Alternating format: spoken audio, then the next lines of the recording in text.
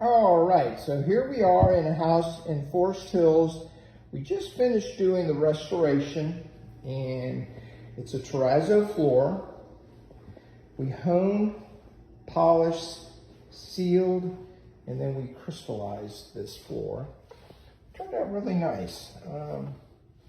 This is really about a 3-day event to do all the restoration steps, and this is what it turned out like. I'm very happy with the way. There were some holes that needed to be filled and one thing and another, and it was all completed. And now this is the final look at it. Thank you.